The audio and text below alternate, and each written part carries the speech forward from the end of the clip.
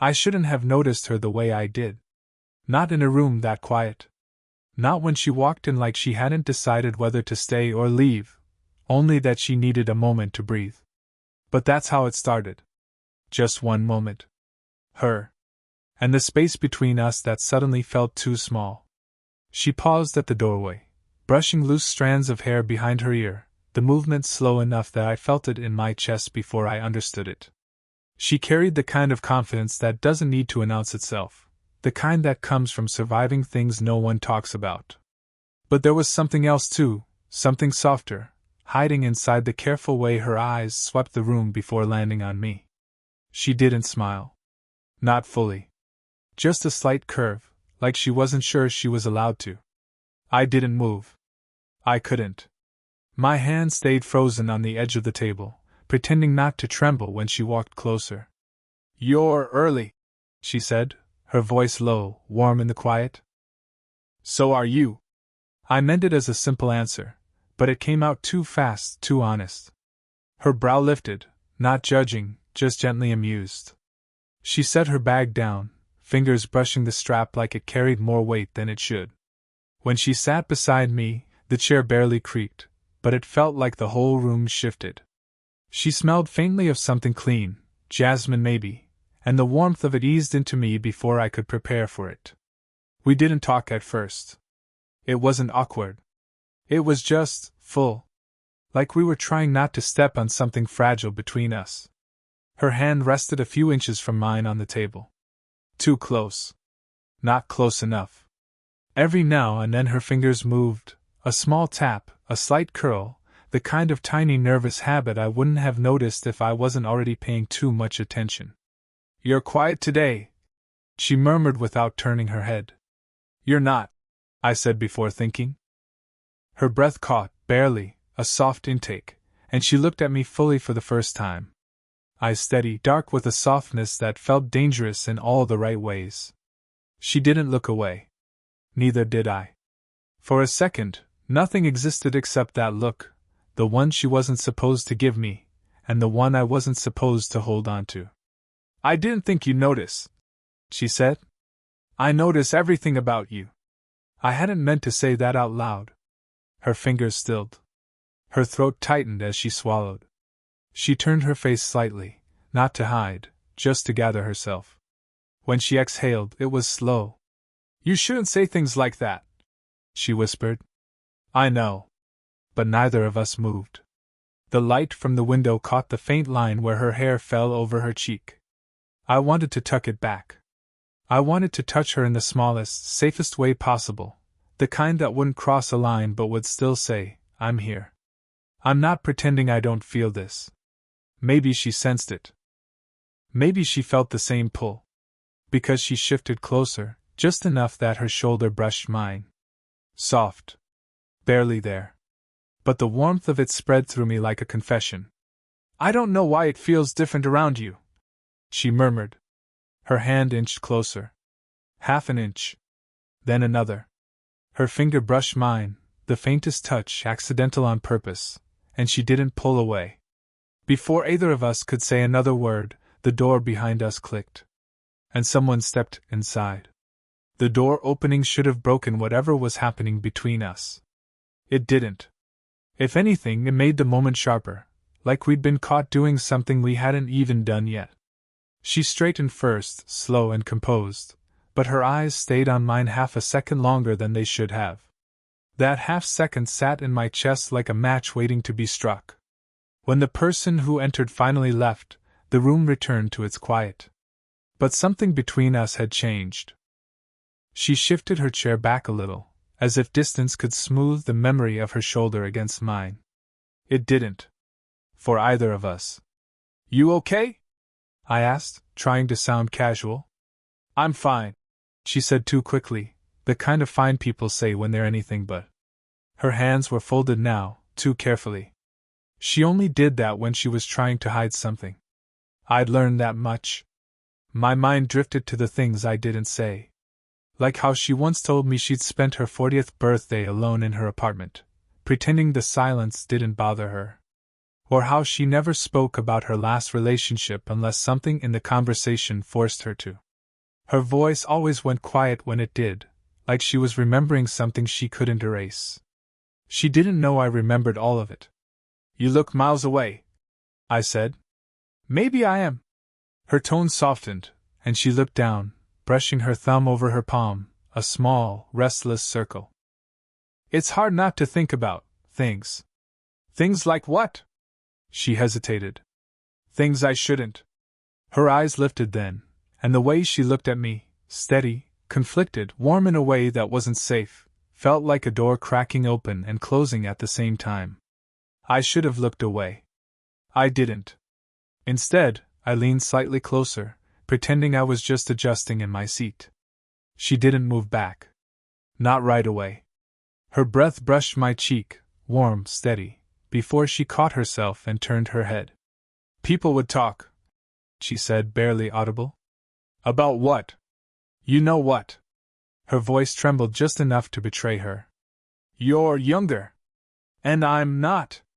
I almost laughed, not because it was funny, but because she said it like it was a flaw. "You make it sound like a crime," I whispered. "Sometimes it feels like one." She managed a faint smile, but her eyes told the truth. The age gap wasn't the real issue. It was the fear of wanting something she convinced herself she couldn't have. I reached out without thinking, just my fingers touching her sleeve, light enough that she could pull away if she wanted. She didn't. Her breath hitched, the smallest sound, but it went straight through me. "You don't have to be scared around me," I said. "That's exactly why I should be," she replied. But she still didn't move her arm. The silence that followed wasn't empty. It was tight, stretching between us like a thread pulled too thin. She looked at my hand on her sleeve, not shocked, not uncomfortable. Just there, fighting something inside herself. Slowly, deliberately, she placed her hand over mine. Not holding. Just touching. Skin to skin, warm and hesitant. It lasted no more than 3 seconds. But it felt like she'd finally let the truth slip through her guarded fingers, and into mine. It happened so fast neither of us had time to pretend it didn't. One moment, her hand rested on mine, warm, steady, almost brave. The next, a sharp vibration buzzed against the table. Her phone. She flinched, snatching her hand back as if the touch had burned her. The screen lit up with a name she didn't want me to see. I caught only a glimpse, someone familiar, someone older, before she tilted the phone away. "You should answer," I murmured. "I shouldn't," she said, voice soft but strained. "Not right now." But the damage was already done. The distance she'd fought so hard to keep snapped back like a rubber band. She smoothed her sleeve, exhaled, and sat straighter, the version of her the world was allowed to see. Not the one I'd just held in my hands for 3 seconds. Before I could say anything, footsteps echoed from the hallway, quick, light, getting closer. She stiffened. I automatically leaned away. And the air between us turned into something panicked and guilty. The door pushed open slightly. "Anyone in here?" a voice called. She shot me a look, sharp, warning, pleading, and I froze, breath held. The door cracked wider until a friend of mine, casually curious, peeked in. "Oh. You're both here," he said, eyebrows raised a little too knowingly. "I was looking for, she was helping me with something." I cut in too quickly. My friend's eyes flicked between us. He didn't say anything else, but the pause lasted long enough for heat to climb up my neck. Finally, he nodded slowly. "Right. Well, carry on." When he left, closing the door behind him, we stayed completely still. Like any movement might confirm something we weren't ready to admit out loud. She released a breath she'd been holding. "That was close. Too close." Her laugh was small, shaky. "He thought something was happening. He wasn't wrong," I said quietly. Her eyes snapped up, startled by my honesty. She looked like she wanted to deny it, like she was supposed to. But instead, she whispered, "Don't say things like that. You keep telling me that," I said softly. "But you never tell me I'm wrong." She went silent. The tension built again, but this time it was heavier, more impossible to ignore. She looked at my face longer than she should have, her gaze tracing my jaw, my mouth, then lingering there a second too long. And then she did something that undid me completely. She leaned in. Not enough to be obvious. Not enough for anyone outside that room to notice. But enough that her knee brushed mine, enough that her breath warmed the side of my neck when she spoke. "If we're not careful," she whispered, "this will become something we can't take back." My heart thudded so hard I felt it in my fingertips. "Maybe I don't want to take it back," I said. Her lips parted, the tiniest sound escaping, half breath, half confession. She looked at my mouth again, and for a second, for one impossible second, the space between us vanished. Her forehead nearly touched mine, her hand rose like she might cup my cheek, then she stopped. Not pulled away. Just paused, trembling in the closeness. "We can't," she breathed. But she didn't move. Neither did I. And in that small, stolen inch of distance, we were closer than ever, fighting a gravity neither of us knew how to resist. Is this conversation helpful so far? I didn't know it was possible to want someone and fear wanting them at the same time, but the way she hovered inches from me, breath shaky, eyes unsteady, pushed me straight into that edge. She was the one who moved first. Not away. Closer. A small, helpless shift of her body until her shoulder brushed mine again, this time with no accidental excuse. Her hand lifted halfway, trembling, then fell back to her lap like she just talked herself out of a disaster. But her voice betrayed her. "This is getting dangerous," she whispered. "For who?" I murmured. "For me." Her words cracked slightly, like she'd been holding them in too long. I didn't touch her. Not yet.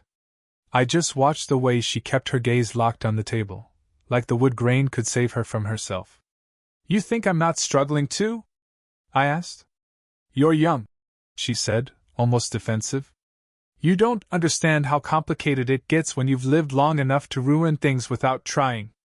Her breath came out uneven, brushing the side of my arm. She didn't pull back. "Tell me," I said softly. "Tell me what you're afraid of." That broke her. She lifted her head, eyes bright with emotions she refused to name. "I'm afraid of wanting you. I'm afraid I already do." The room dipped into silence so thick I felt it press against my ribs. Her confession hung between us like heat. I reached out slowly, giving her every chance to stop me. My fingers brushed the side of her face, tucking a loose strand of hair behind her ear. She closed her eyes, not in fear, but in surrender. The gentle exhale she released hit my wrist, warm, shaky, intimate in a way no kiss could match. "You can't say things like that," she whispered, eyes still shut. "You said it first." Her lips parted, and she finally looked at me, really looked, with a kind of hunger she'd been pretending she didn't feel. She leaned in without meaning to, her forehead almost touching mine, her hand rising to my chest just long enough to feel my heartbeat under her palm. "You make it too easy to fall," she breathed. "And you make it too hard not to." She swallowed. Her hand slid upward, fingertips grazing my collarbone. A single inch between our mouths. Every breath we shared wound tighter and tighter, pulling us towards something neither of us could undo. Her voice was barely sound now. "If I cross this line, it won't be just you," I whispered. She hesitated, half a heartbeat, maybe less, then her lips brushed the corner of my mouth. Just a ghost of a touch. Barely there.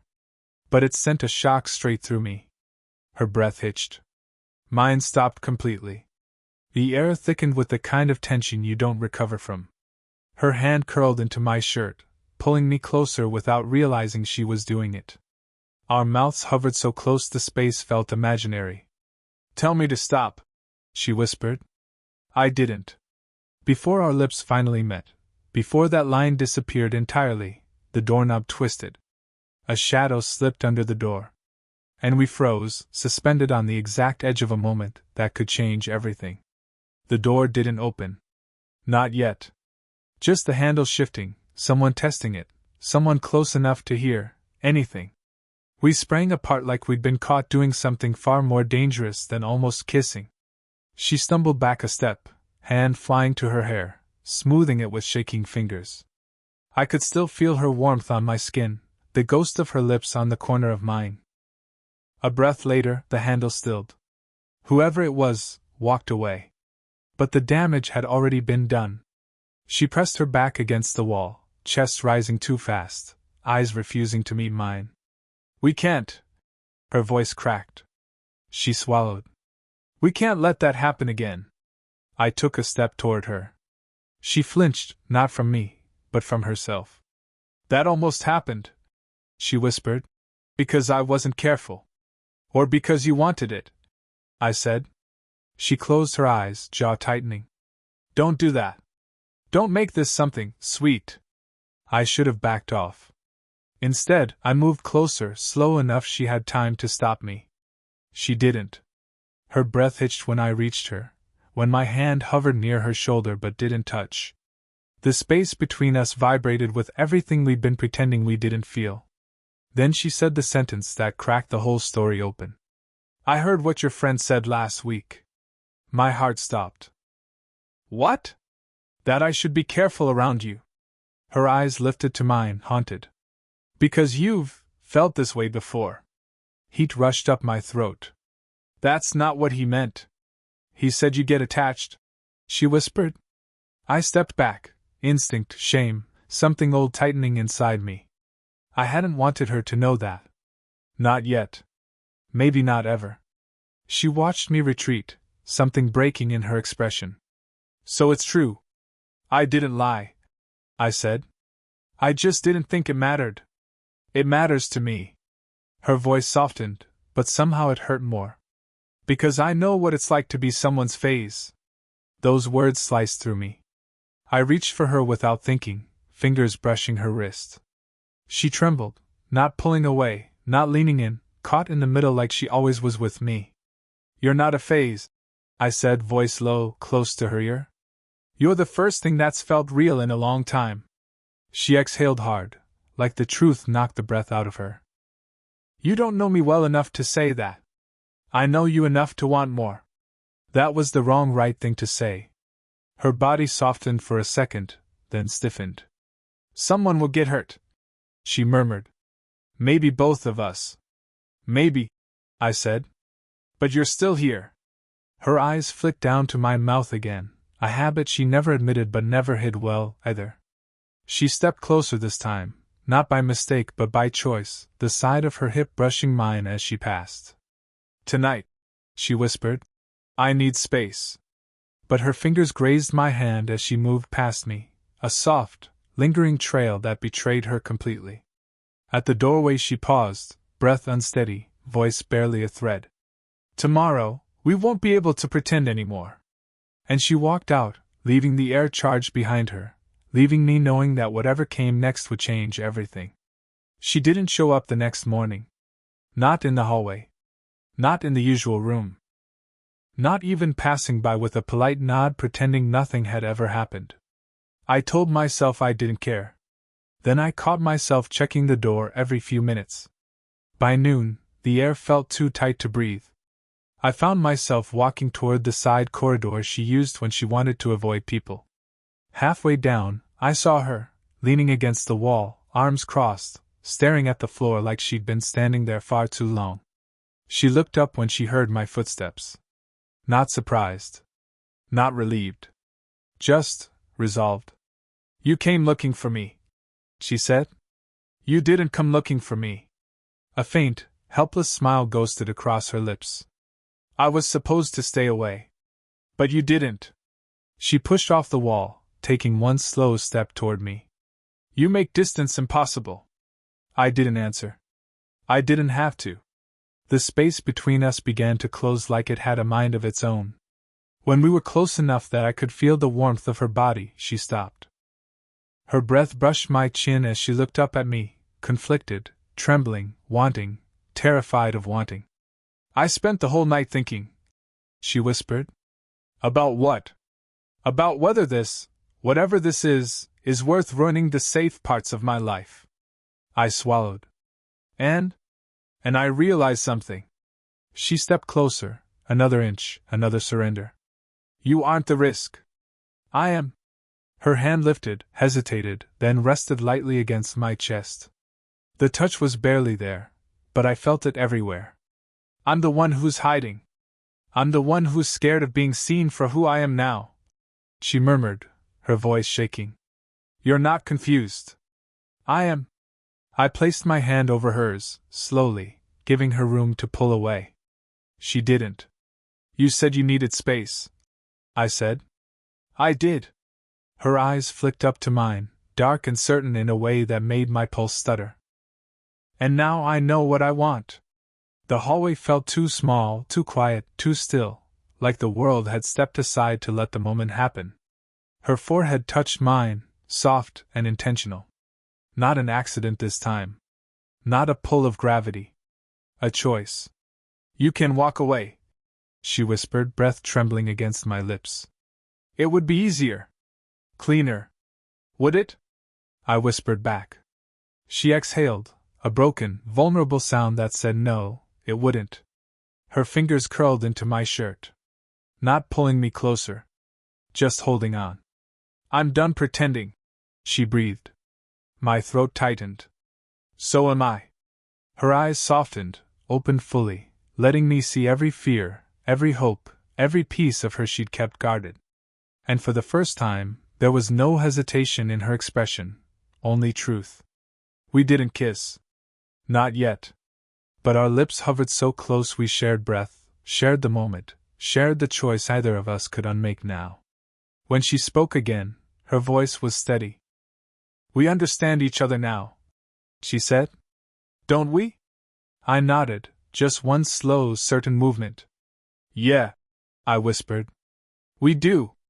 The night had settled into that quiet hour where the world finally stops pretending it isn't tired. The city outside seemed softer now, its noise dimmed, its urgency gone.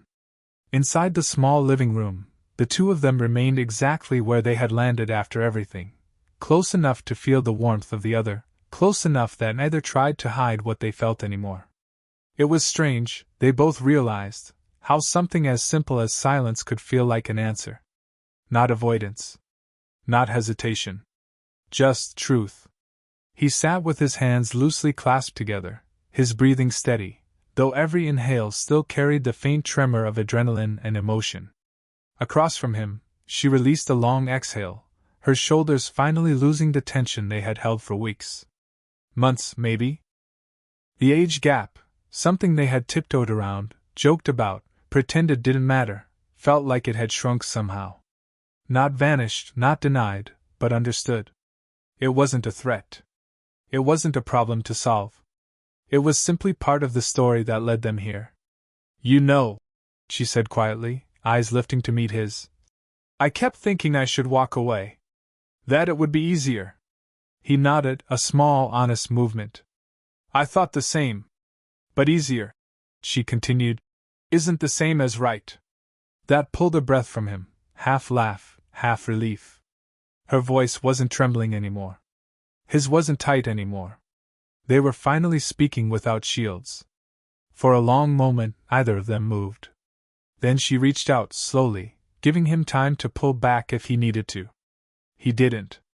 Her fingers slipped into his, warm and steady, and the weight of the moment felt like something they had both earned. He shifted closer on the couch, not with the urgency of earlier moments, but with a quiet certainty. She met him halfway. Their shoulders touched first, then their arms, and finally their hands intertwined fully, fitting as naturally as if they had done it 100 times. No rush. No frenzy. Just two adults choosing to stay. Her head leaned gently against his shoulder, not searching for drama, just comfort. He turned slightly to rest his cheek against her hair, a soft gesture that carried more honesty than anything either had said out loud. His free hand lifted, hesitated, then settled lightly on her back, steady, reassuring, present. The room didn't erupt into fireworks. Nothing cinematic shattered the moment. It didn't need to. The warmth between them, the slow steadying of breath, the way neither seemed in any hurry to pull away, that was enough. Thank you, she murmured, not lifting her head. For not running. For not pretending. I'm here, he said. I'm not going anywhere. It wasn't a declaration or a vow.